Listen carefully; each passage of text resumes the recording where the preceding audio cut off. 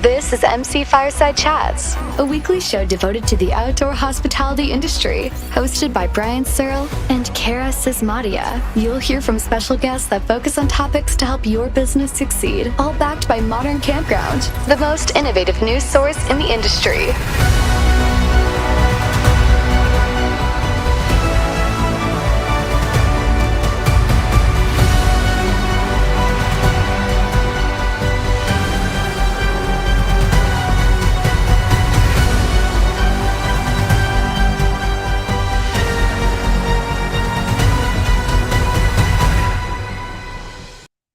Welcome, everybody, to another episode of MC Fireside Chats. My name is Brian Searl with Insider Perks, here as always with Cara Csizmadia from the Canadian Camping and RV Council. We're super excited to bring you another RV industry outdoor recreation focused episode as we do the fourth week of every single month.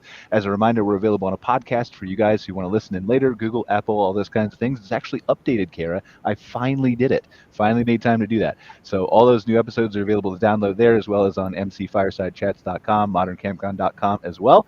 And then we're super excited to have a couple special guests with us today, too. We're going to talk about their RVing adventures. We've got RVLove, an intentional adventure. I'm going to let them introduce themselves and talk a little bit about themselves. So, I don't know, you want to start, Mark and Julie? Tell us a little bit about yourselves, just kind of a brief bio, and then we'll dive into those details of that 8,500 epic mile road trip. Hi, well, yes, we're Julie and Mark Bennett from RVLove, and if you are familiar with us, we sold our home in 2014 in Colorado, hit the road in an RV full-time for over 6 years, and we're now back in a home base here in Colorado and back to part-time RVing, but we've been sharing along the way as RVLove, written a couple of books and just been to all 50 states and just keep on revisiting them because there's so many awesome things to see. And we've been to Canada too, several states in Canada, but not provinces, but haven't been to all of them yet. Well, you'll get there, I'm sure. Ben and Michelle, tell us about Intentional Adventure. Well, first, I have to say, Julie, your Colorado accent is amazing. Thanks, Ben. I've been working on it. Tell you're a native. That's amazing. Hey, we are Ben and Michelle, the Intentional Adventure. We sold all of our stuff and decided to flee from the law, and RV living was the way to go. So they haven't caught us yet. But no, we decided we wanted a different life. So we sold our stuff, bought an RV about, 4 years ago? Yeah. Are we on year 4 or year 5? I forget. We're on year 5. On year 5. Yeah.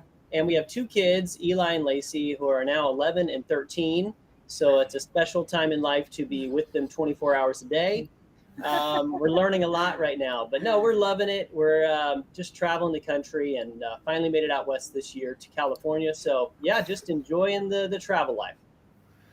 Awesome. Before we kind of get into both of your stories from RVLove and Intentional Adventure, Phil and Shane are here with us always. Phil from the RVDA, RV Dealers Association of America, Shane from the Canadian Recreational Vehicle Association, and lots of other things as we were discussing prior to the show starting, and obviously Kurt Repanshek from National Parks Traveler. Gentlemen, before we dive into these two couples' stories, and we're obviously going to touch on the RV industry and outdoor rec later, is there anything kind of pressing, breaking that you really feel is important that we definitely need to discuss on the show that has come across your desk recently? Well, Brian, I got a couple of things. Just this week, 2 reports were released, one by Thor Industries and one by KOA, and they were somewhat related, and it's the hot topic of gas prices going into the Memorial Day weekend and how's that going to impact travel and camping in particular. And I thought it was interesting because, and Shane probably can talk about this as well, but, both studies kind of said, well, people might take shorter trips, but they're certainly not going to forego their vacations. And, there's a lot of buzz in the general press about gas prices and is that going to stop people from traveling? Well, these 2 studies certainly show that on the RV side and the camping side of the travel industry, that doesn't appear it's going to happen. Sure, there'll be a segment of people who take shorter trips, stay longer in one place, but they're going to continue to travel and enjoy, one of the, hopefully post-COVID summers of travel. And they both came out this week, and I just thought that was pretty interesting. I will say, like, and I'll admit I haven't had a chance to dive into this report as deeply as probably all of you have, but somebody slacked me the other day. It was actually Scott Foos, who is on our open discussion show the first week of every month. And he said, and again, I haven't had a chance to dive into this and verify it, but he said in the report, he was curious because they said other types of travel will feel the impact of the economy even more than camping, with 3 in 10 campers taking fewer non-camping vacations, as I think you just pointed out, Phil. But then 30% of campers will take fewer camping trips, which is kind of the same thing the way he was reading it. And so he was kind of curious how they broke down that data. And again, I didn't have a really chance to dive into that and see how they broke it down and compare it. But yeah, it's a fascinating, interesting time. We talked about inflation a little bit last week and how that's going to impact things. But I think people are definitely going camping, but their behavior is probably changing. Is that what you've seen, Phil, Shane? Yeah, it's ironic. I was just on a couple interviews. I was on a radio interview Friday and then a TV interview yesterday.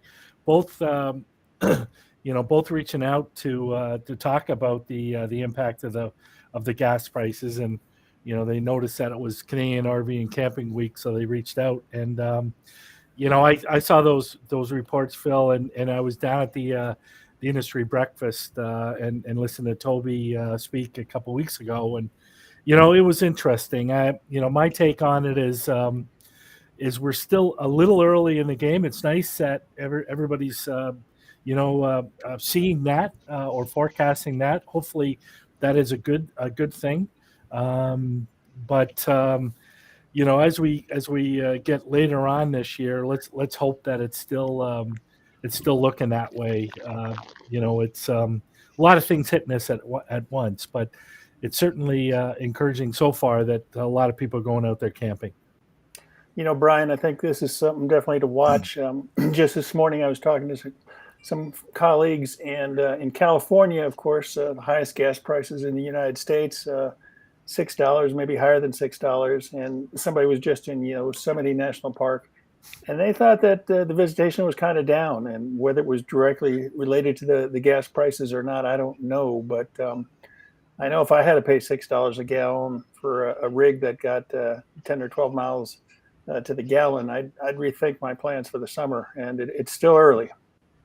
Well, and I want to make sure that we're not going to obviously dive into inflation. We talked about that last week, but I just want to make sure we preface that by saying, yes, it's gas prices, but I think the conversation is too focused on gas prices. I read a report yesterday on CNBC that said electricity bills for people are up 40% year over year.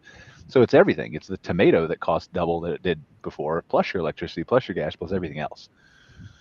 That's going to be interesting. So.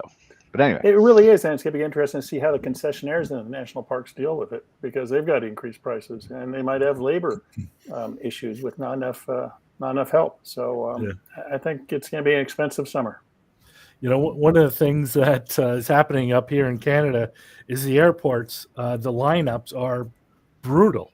There was a picture of luggage outside one of the terminals, and there were hundreds of empty suitcases because it was so disoriented for arrivals.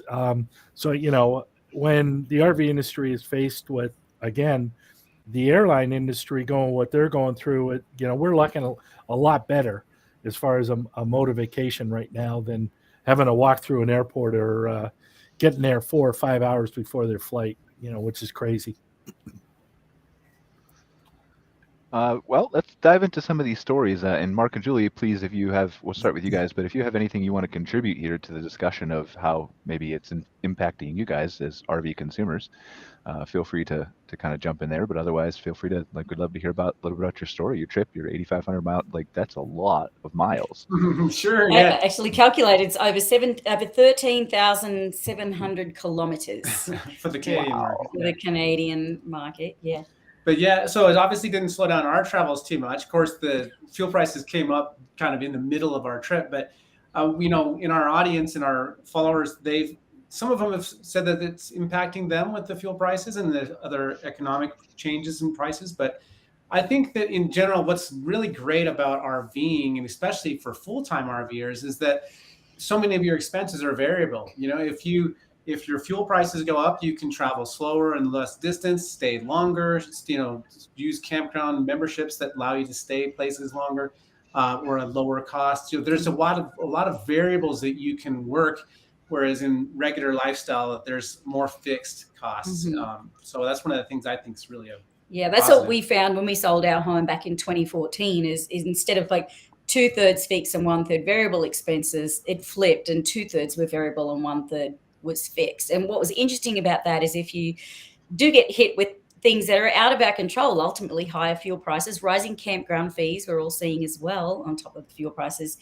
Even if you get hit with an unexpected and expensive repair on your RV, which we've certainly had, and it's just like, you know what, we're going to pull up for a while and we're just going to slow down the travel pace, and I think you can quickly recover from that. But I mean, everyone's definitely feeling what's going on. I think we timed our trip really well. Just for those that are watching, we were full-time for a bit over 6 years, and almost 2 years ago now, we did switch gears to part-time RVing. We now have a Colorado home base again, and we left in early December and left for Colorado to the Keys.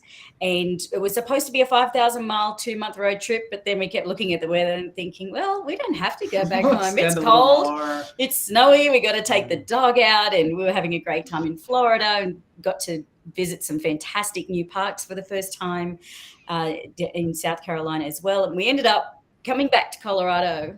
We did a diversion via Arizona and California because they're on the way, right?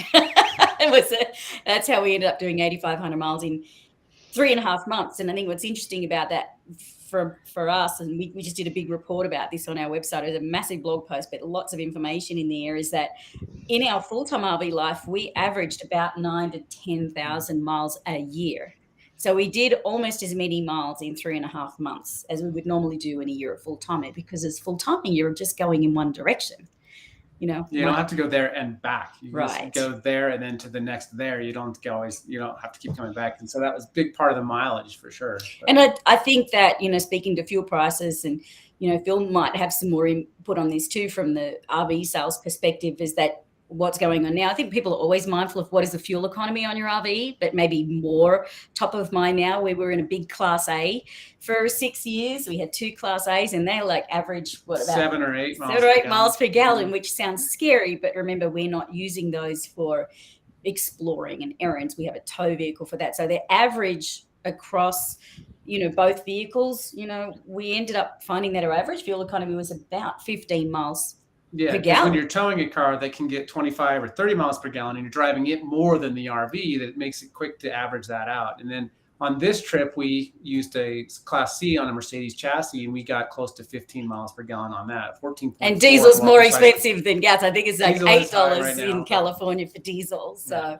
there's a few things for people to think about. There's just a lot of variables in there. So tell us about your long trip. I mean, obviously you told us where you went, but what were some of the highlights, some of the exciting things or parks or campgrounds you saw or along the way? Well, we spent 2 weeks in the Florida Keys. I think that's my first. That was definitely exciting because, we've been trying to get into a certain park that we can get into discounted for many years, and we finally got that reservation. Plus, we had a lot of people saying, hey, come down to the Tampa RV show. I'll come down and see us. We had a lot of friends and family coming down into Florida, so we wanted to go see them. So that was a lot of what drove us down there. And then we ended up spending about 2/3 of the time. But the Keys was definitely a highlight. Just cruise around in the e-bikes, and it's, it's 80 degrees in the day and 75 at night. And it's kind of funny because when you're coming from Colorado, you have to kind of keep an eye on what the weather is when you're getting out of the house. But down there, you're like, 24 hours a day, I'm going wearing shorts and a t-shirt. That doesn't. There were a few cold snaps, though. There were a few cold snaps we had, but we did get to some.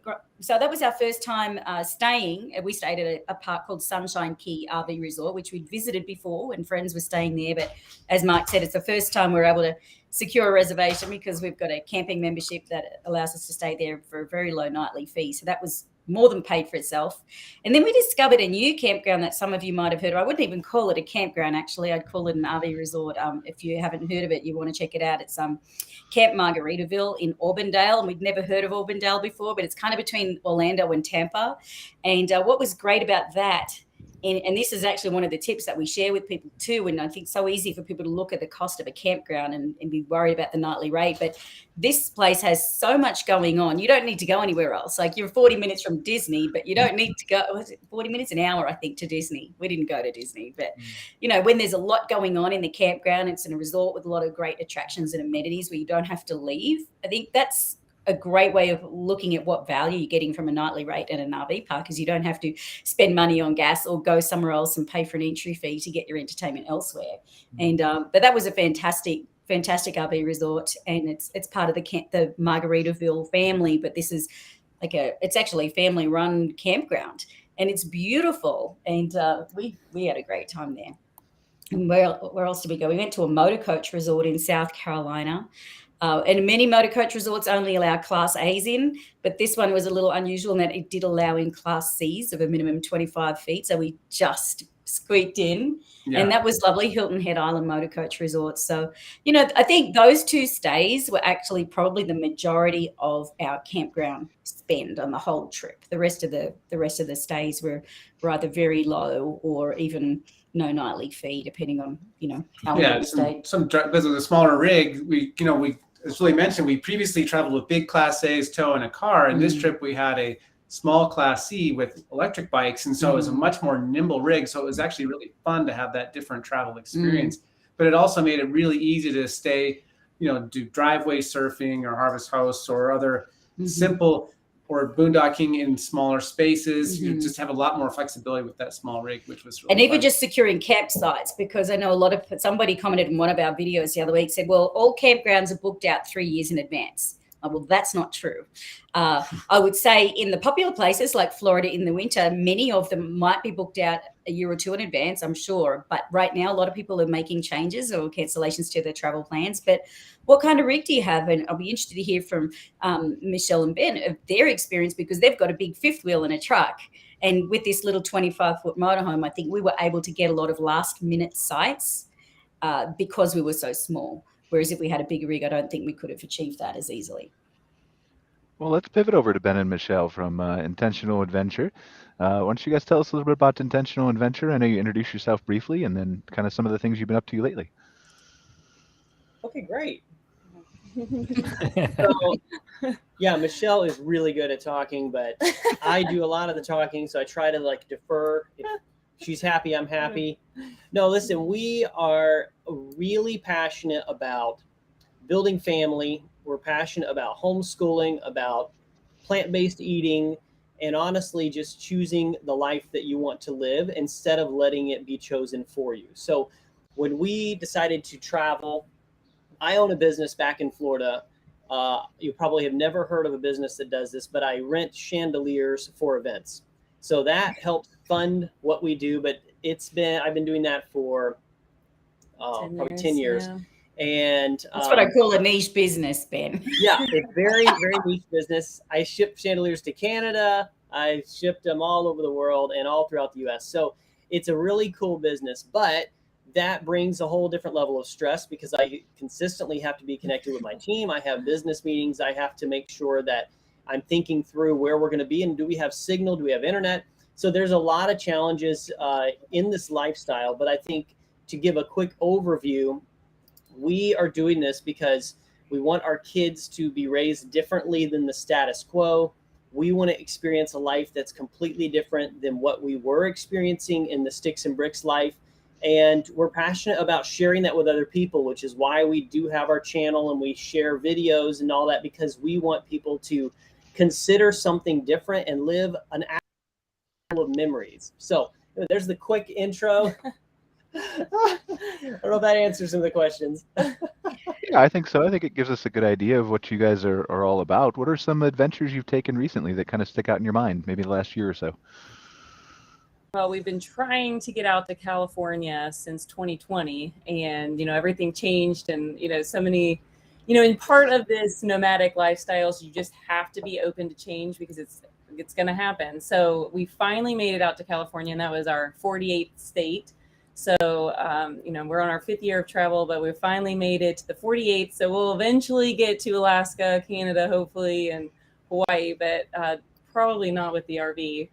We actually have a 43-foot fifth wheel. So it is large, and to go back to what Julie was saying about finding campgrounds that will hold an RV this size is definitely a consideration. I do try to plan things out in advance if I really want a specific place, because it is going to book up quickly. But we can find things usually, even within a month, to be able to fit in. No, we can't get into the national parks, not a lot of state parks, but every now and then we can find something cool like that. But we can find something, it just might not be exactly where we want it to be.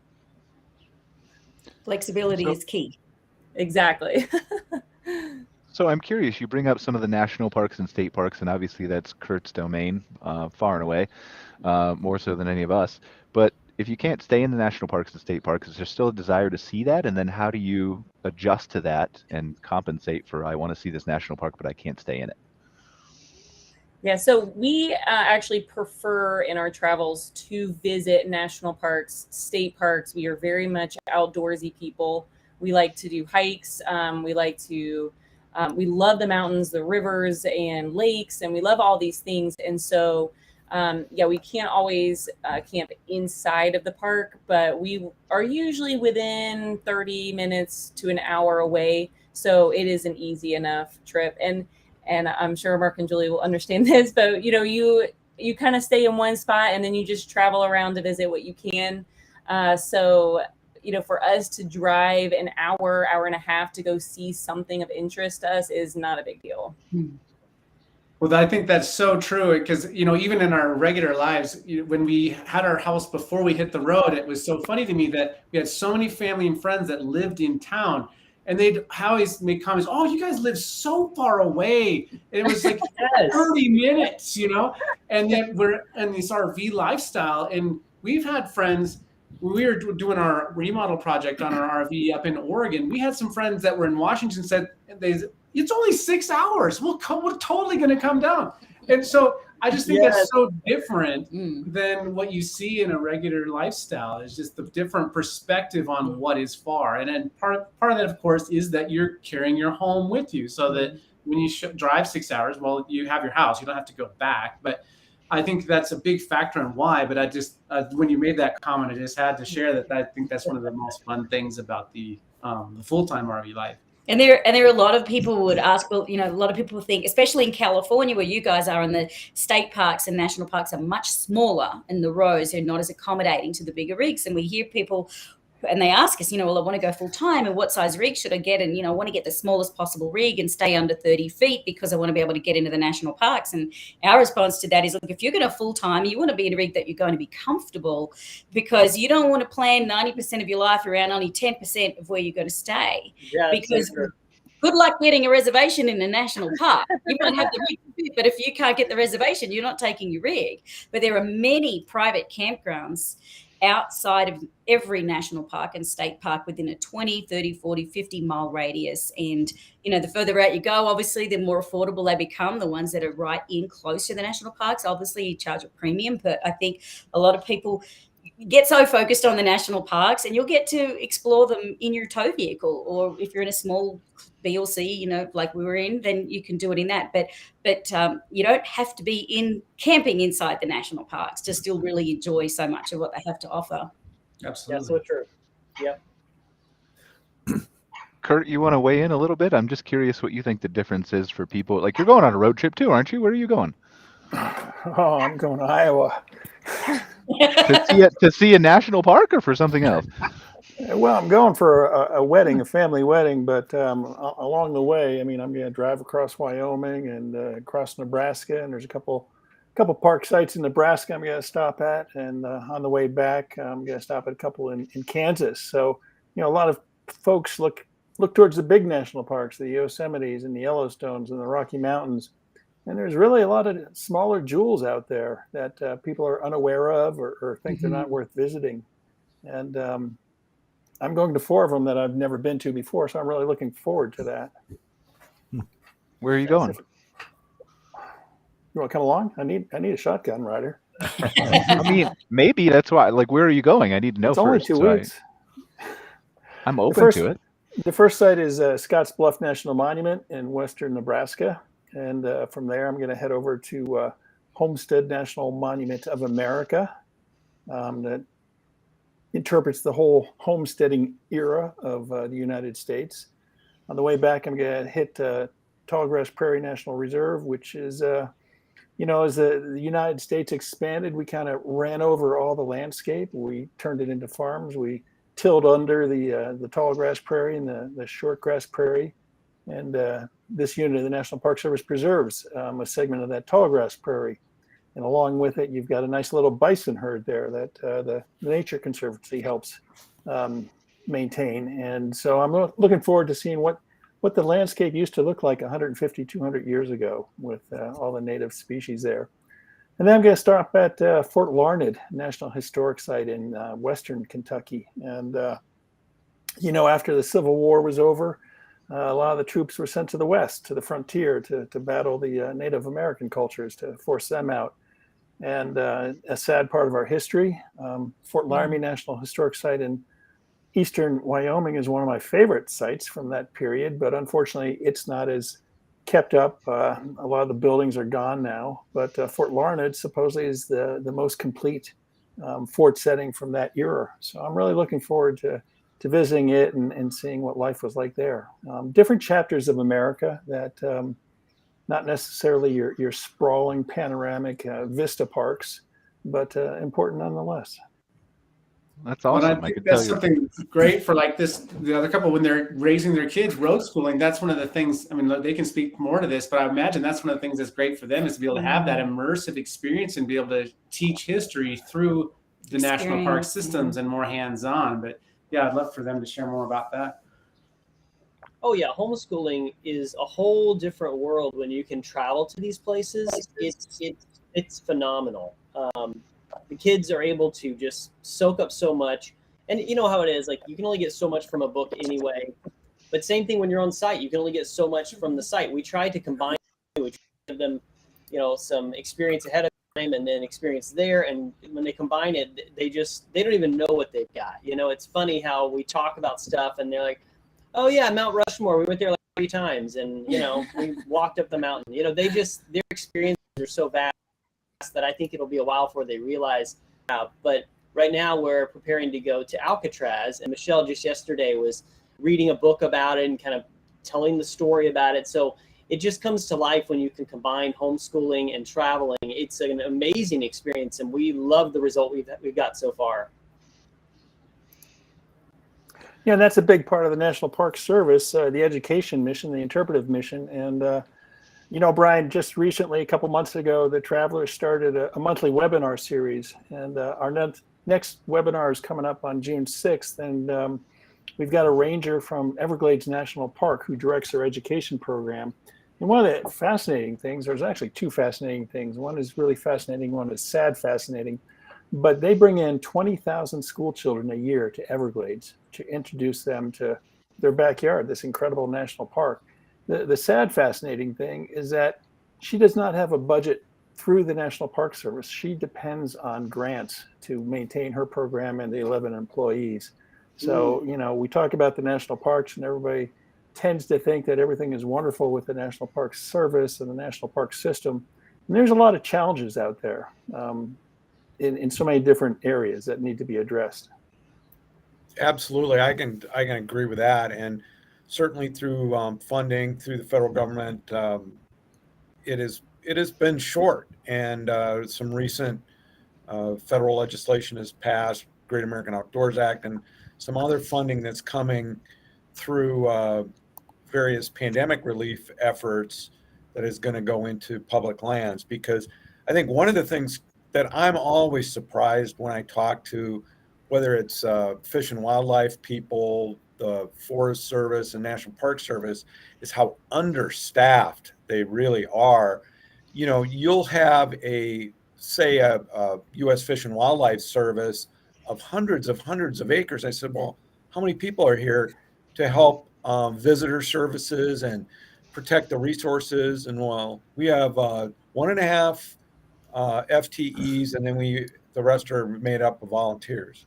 And it's just, wow. I mean, what dedicated people to work like that. So, I think one of the things that we coming out of the pandemic that we've seen is a bipartisan effort to put more funding behind our federal land agencies, and it's going to take some time, but I think at least the funding is moving in the right direction. But all of us that are part of outdoor recreation community need to support those efforts and support those people on the ground who are really they're doing it out of love. Let's face it, they're not making a ton of money.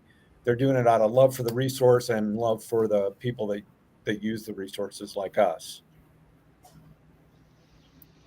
Yeah, I 100% agree. I mean, I was on the road before, well, during when I was starting my business, actually homeschooling too, Ben and Michelle. And so I understand that kind of learning methodology and how it benefits people. But yeah, the education that's available in the national park system and things like that is just, it's unmatched. It really is. And whether that's you're staying in the national park, you're staying in a private park, whatever it may be, you can still go get that education and seek it out. So we were talking about Balloon Fiesta, and Albuquerque has an amazing couple of historical sites there. It's a petroglyph, I think. It's been years since I've been there. Petroglyph National Monument, and all kinds of really cool stuff. So has any of this impacted Shane? You're kind of quiet over there.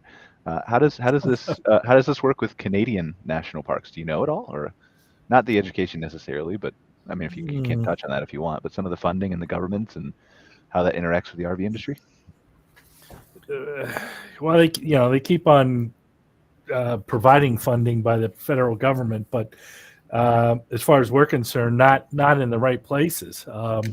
We want to see the development of more campsites and at some of our national parks, but unfortunately, I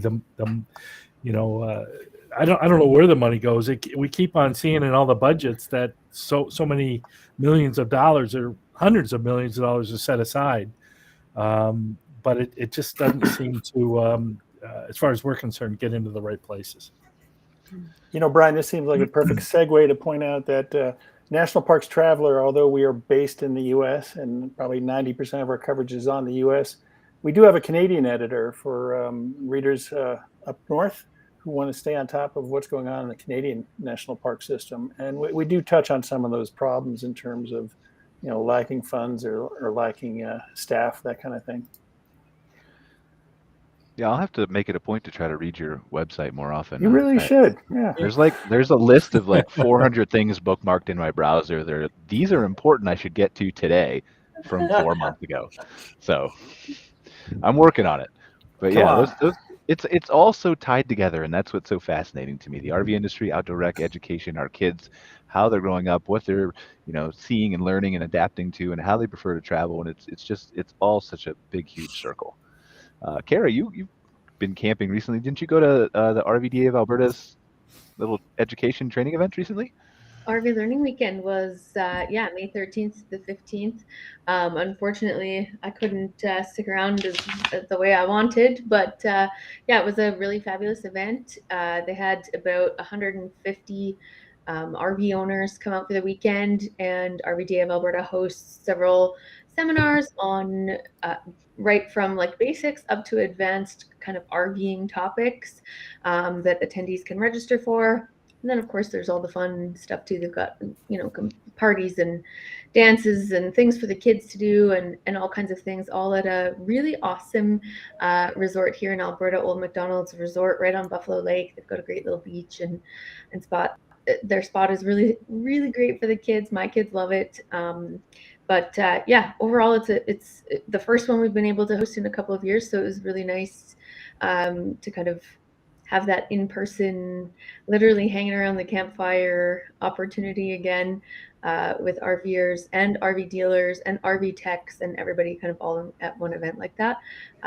Really unique and fun. And I love to be part of RVDA of Alberta because of events like that one. So it was really great.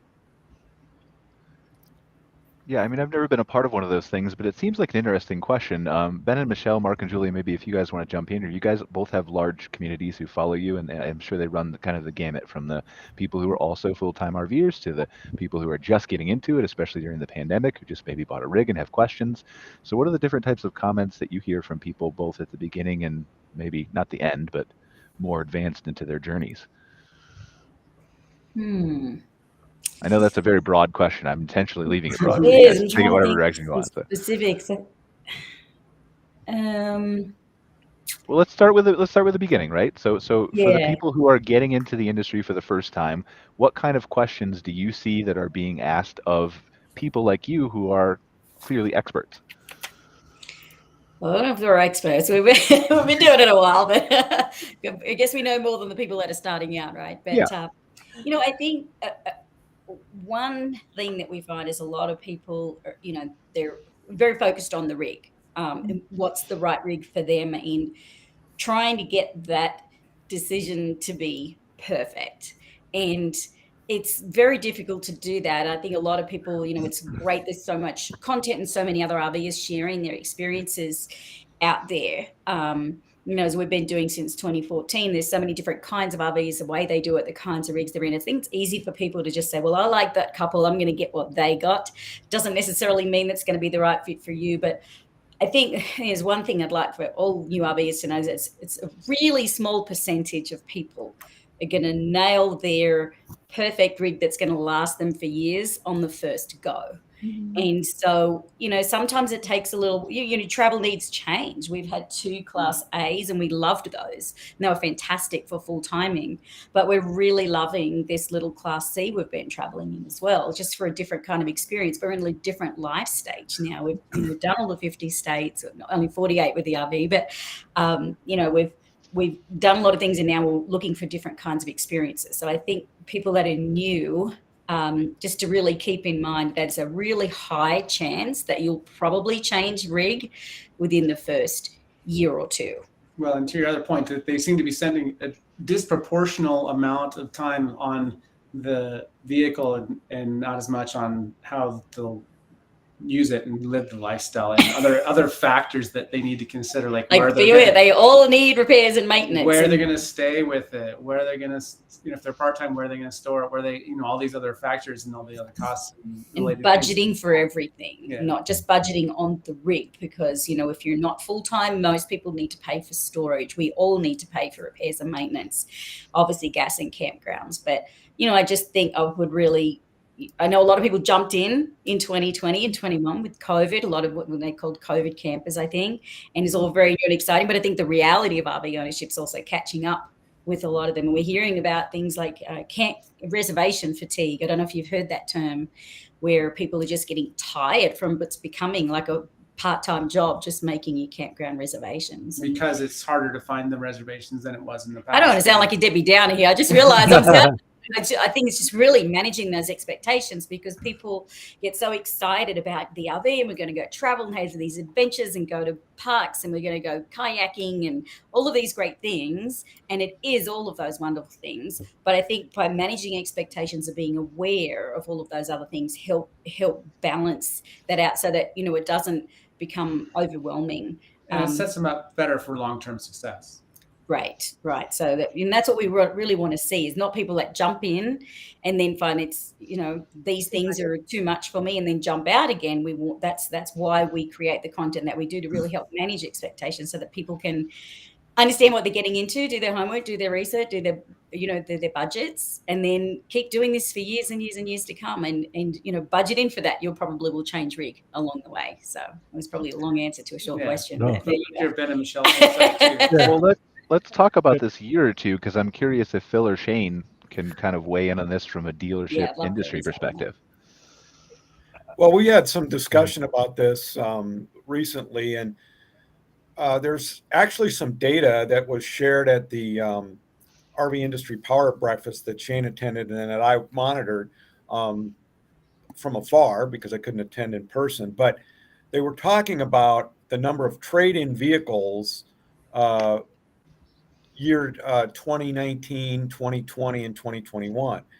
And it seems like from the initial data collection that those are higher. Okay. But what's unclear is why that's happening.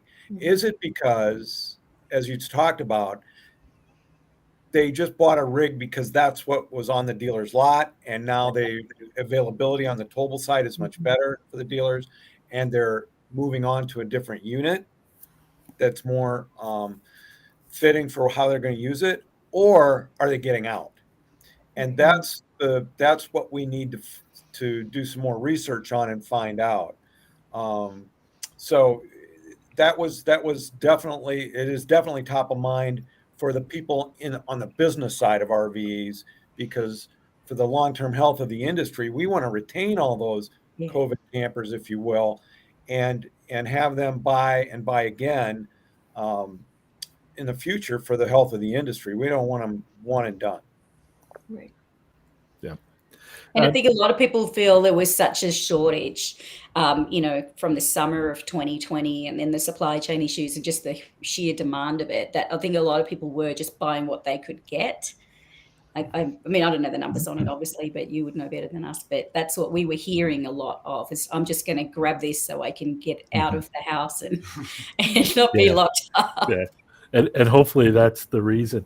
But I got a question, Mark and Julie and Ben and Michelle. So there's a lot of, like Phil said, there's a lot of new people getting into this industry. And I love what Alberta did with the RV learning weekend. We need more of that. Now, new buyers, they buy these things and they don't know the components or what makes up an RV and how it even works. Do you think that there should be more education on maybe schematics? Okay, this is the plumbing system. This is the electricity. This is where the heartbeat is. This is what could go wrong. Do you guys think that there should be more accessibility from either dealers, manufacturers, or suppliers on those things? I do believe there's an opportunity for more education on that and delivered in a format that's more favorable too. I mean, I was, that said, I am happy that our newer RV has a better owner's manual than the previous, but I also know that not everybody's like me and reads owner manuals.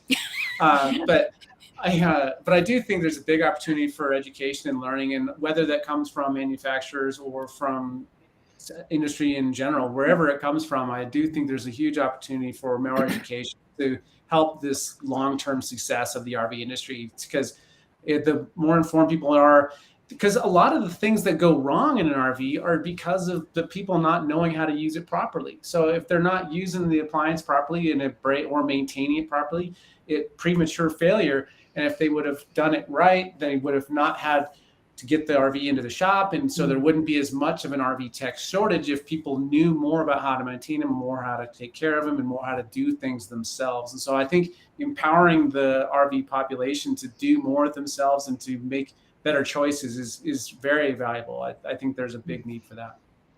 I do think this is where influencers come in, because the reality is people don't read manuals. You could literally post every instruction in the RV with a sticky note and they would just go and remove them. Like, people don't do research. They don't read instructions. They don't want to be told what to do. But then when it breaks, they want to complain. This is why I think the beauty of the influencer world has become necessary for stuff like this, because people will watch TV, but they're not going to read a manual. I mean, I read the other day that most people with their iPhones, they know about 3% of what it can do. 3%, that's it. They do not use features. They don't go online. They don't watch YouTube. I mean, they just do whatever they can and they move forward. And iPhones don't even come with instruction manuals anymore because they're so intuitive and easy to use compared to an RV. The other key, I think, is in our industry, I think the RV industry has to become more intuitive. For instance, one of the silliest things that I have seen in almost every RV is where fifth wheel, I should say, is where they put light switches. Like, there are simple things, but in my rig, and I love my rig. In fact, we are one of the few people that actually picked a rig that we have kept the entire time. Our most recent one, which was literally just an upgrade to the newest version of what we had originally. We loved that rig. But the light switch for the living room is like behind a panel. The first light switch when you come in is turning a fan on. So there's little things that just make no sense, but probably made sense to the guy in the warehouse. So I think as an industry, if people are going to continue living in these, the industry is going to have to become a little bit more simplified and smarter and intuitive, as you mentioned, so that people don't have to read the manuals. And then, I think they should continue working with influencers to pass along the important information to be educational in an entertainment format, because that seems to be where people are getting their information in those 8-second TikToks that we have to do about turning your water heater on, Yeah, excellent points. Completely Ben. Totally agree agree with you. Yeah. And we would, we've been doing this for 8 years now. We would love to see more collaboration, more partnership with RV industry, with manufacturers, with companies, because, Ben, you exactly, and even articulated better than I could have, exactly what I was going to say before you just, I'm glad you did, because that's what people are watching. And if you look at how many followers manufacturers have, most of them only have a fraction of what the RV content creators have. And this is not an ego thing. It's just so much as that's what people are relating to and understanding and enjoying. And it's the entertainment side of it. And to your point, Ben, we're like a couple of oldies that just started on TikTok recently. It's like really, really against it, to be honest. I'm like, I have so many social media platforms to keep up with, but I had to face the reality. This is where the people are. This is, one of the platform, Instagram, Facebook, of course, as well. YouTube, but that TikTok's kind of really growing fast right now. And so we did a recent video that was born out of Mark reading our manual for the Class C Winnebago on how to sanitize the fresh water tank. And I think one of the creative, interesting challenges I'm finding by creating this short form content, which people are able to consume anywhere and everywhere, right? You're waiting in line to get your Starbucks, you're in the bathroom, or you can consume it very quickly and fit it into everything in your life, basically. And I think that's what people are doing. So if we turn this sanitizing your RV freshwater tank into I don't know how long it was, maybe 30-second TikTok video. So there's a real creative challenge there on how to get the important information across in a way that kept people engaged and entertaining and fun, but they learned something and they saved it and kept it and shared it. And that's had, 140,000 views in the last less than a month, I think maybe 2 or 3 weeks. So, that's that. I don't know how many RV manufacturer, no offense to any of them, have got a RV freshwater sanitation video that might have had that kind of, response and engagement. So I think there's a great opportunity here for some more conversation and partnership around how can we work together, because I think we all want the same thing. We all want to have better educated RVs out there so they have a better experience and they stay on the road and they keep enjoying this RV life, and they're not taking their RV into the shop to, replace a fuse or, flip the breaker, because that is what's taking up a lot of the time. And, appointments at RV repair shops that are completely short-staffed, and, that's the whole challenge of the state of RV repairs. But, to reduce that, something like 80% of RV repairs can be tackled by the RV owner with the right information and knowledge, but how to make it fun for them to learn. And that's why they're watching the videos and the social media. That's what they're doing, is they're wanting to be entertained, but they actually do want to learn if it's done in a fun way. Well, that's the thing. It has to be fun and interesting, and I'm sure Shane and Phil probably want to weigh in on this, because I think it's a good idea. What they think, I can't put words in their mouth, but you're right about the interesting and fun, and it doesn't matter the length. Like, people will consume the TikToks 30 seconds, but they'll sit down on Netflix and they'll binge watch a show for 9 hours straight on the weekend because it's interesting. And so all these statistics you see to keep your videos 2 minutes or less, you just have to make them interesting. That's all you have to do, and people will watch you for an hour or 30 seconds or whatever it is, but they'll watch your message. And sometimes I watch 2 hours worth of 8-second TikTok videos. Yeah, that too, yeah.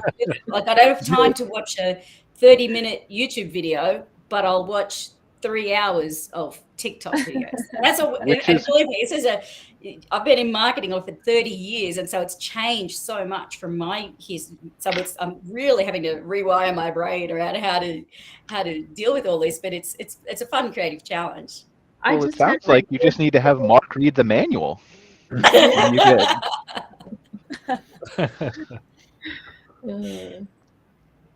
Go ahead, Cara. Were you going to say something? I'm sorry. No, it's all good. I was just laughing I just had that conversation with my 14-year-old about 3 hours worth of TikTok videos. But anyway, so like Phil, sorry, Cara, I didn't mean to cut you off. No, it's all good. I think it's so difficult to fit in valuable content in those short windows of time because there's so much to cover. And so you do have to be really creative. I'm still kind of struggling to wrap my brain around establishing TikTok channels for the associations and their respective pages. And I tip my hat to you guys that take it on. It's a tough. Well, Ben and Michelle do a lot of humor in their channel. Yeah, so they're one of really- the funny couples. Yeah, We've got to work on our funny couple stuff. it's going. Yeah, I love it. Well, now I don't want to get this conversation that we had going on lost here, right? And I'm sorry, Phil, I didn't mean to cut you off. We're just kind of, I'm trying to swing it back. I hope the same place you are, because Shane kind of brought up this question, and I think we kind of took it down a path that's even more interesting than maybe Shane intended. So go ahead. Oh, Shane. I intended this. Yeah, this is gold. Well, I was just going to say, I think that one of the things that we've found is that there isn't, among some of the brands, especially, you've got Forest River, Winnebago, and Thor products. And the challenge is we've had people attempt to make kind of generic, here's how you RV videos.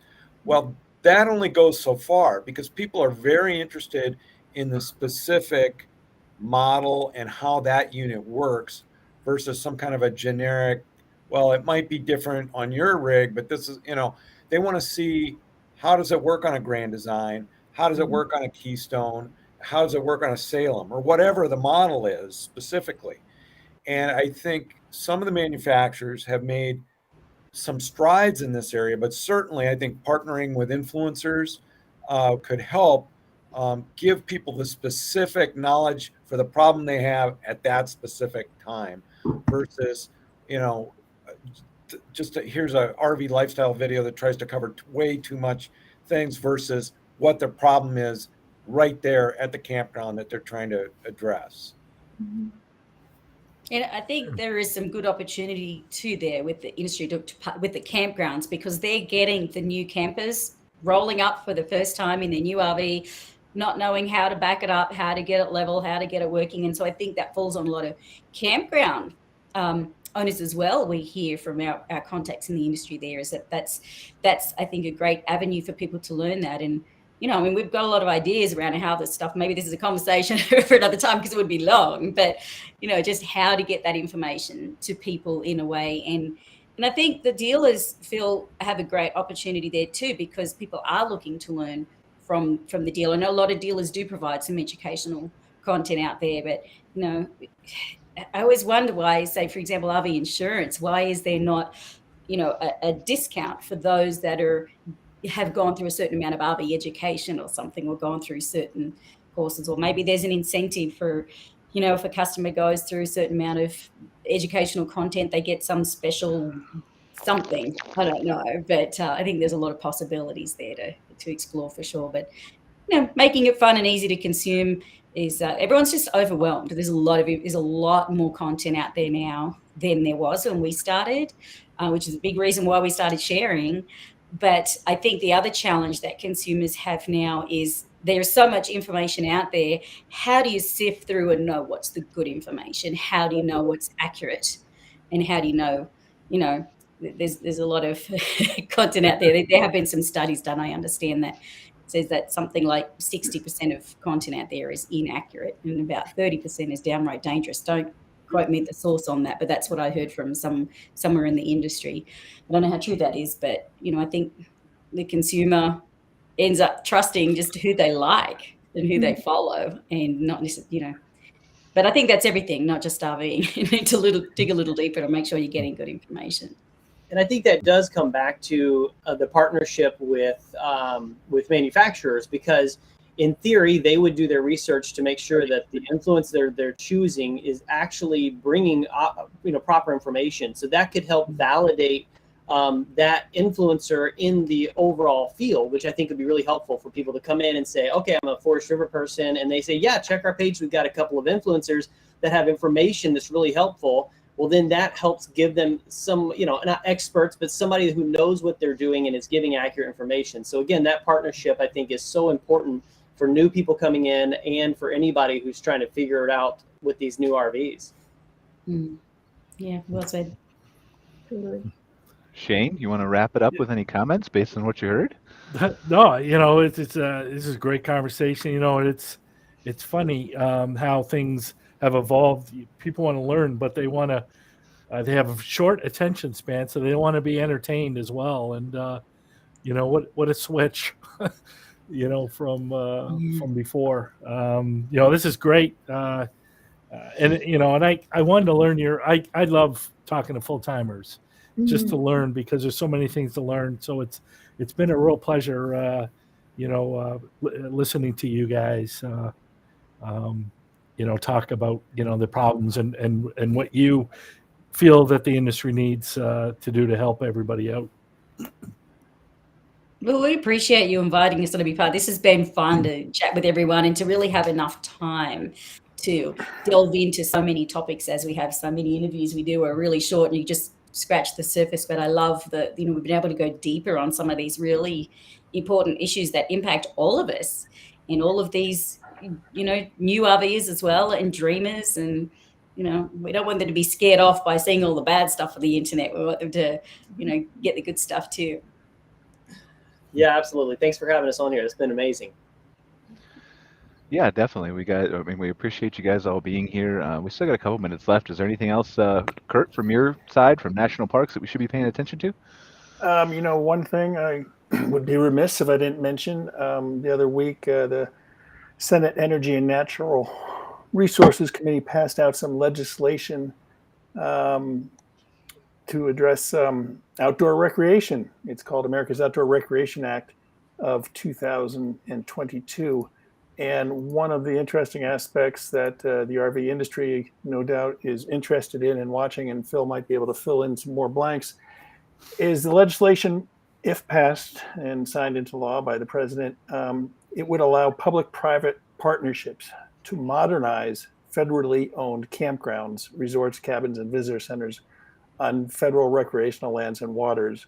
That's going to be something to watch, both from the pro and the con side. I mean, I know the national park campgrounds are last century design stuff, and they can't handle a lot of these bigger rigs and whatnot, and they don't have all the amenities that folks want. So it'll be interesting to see, as this legislation moves forward, what potential impacts it has, not just on national park campgrounds, but on federal landscapes, not just surrounding the national parks, but across the Bureau of Land Management, across the U.S. Forest Service, to see, if we see more public-private partnerships to create bigger and better campgrounds for RVers and whatnot. Right. The issue for the concessionaires who maintain a lot of the campgrounds, not all, but a lot on federal lands, is they're businesses, so they need a return on investment. So they want to see, like, what has gone on with the ski industry and the U.S. Forest Service, like Vail or Snowbird or some of the big ski resorts. They have longer leases, so they can amortize their expenses over a longer period of time and be profitable.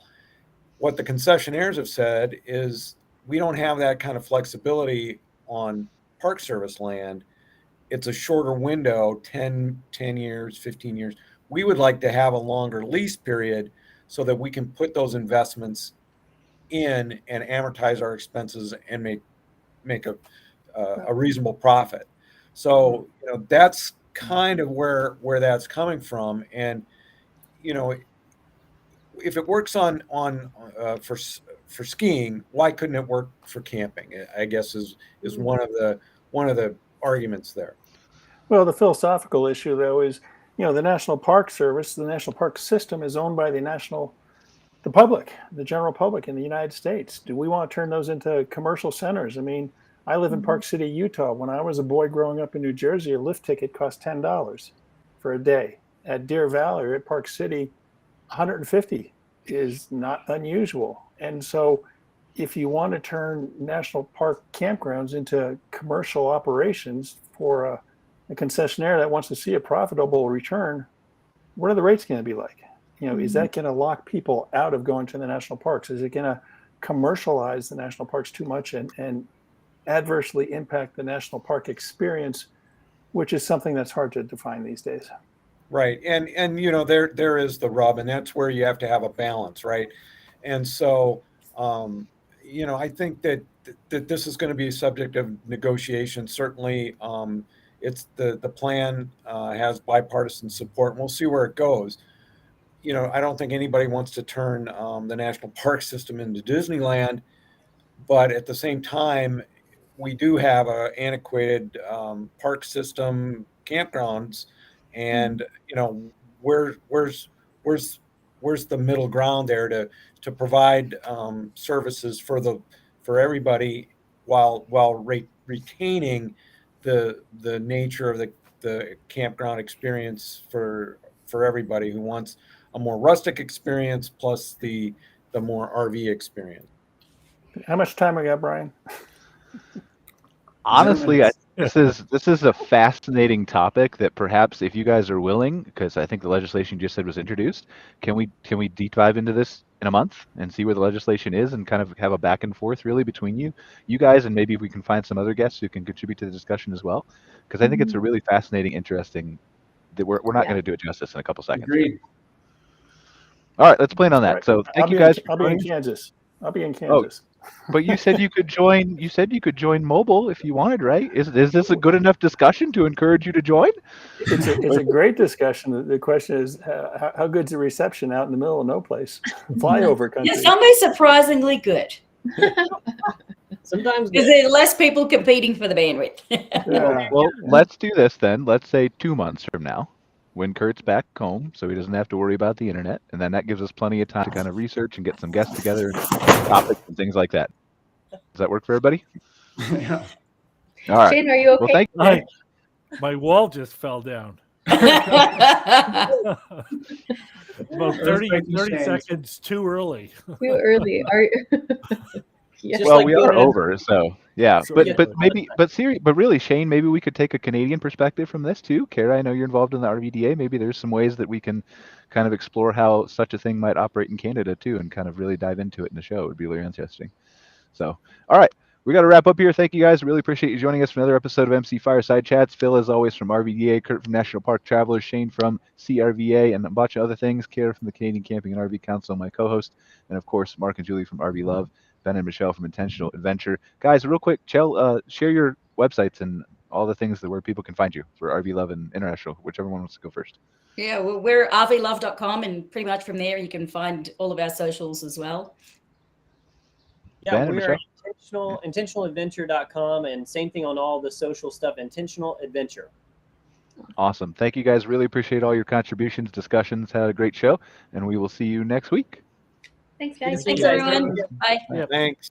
Thanks for watching this episode of MC Fireside Chats, hosted by Brian Searl and Cara Csizmadia. Have a suggestion for a future show or want to see your campground or company as part of an episode?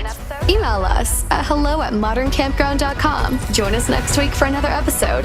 And don't miss the latest outdoor hospitality news and commentary from around the world at moderncampground.com.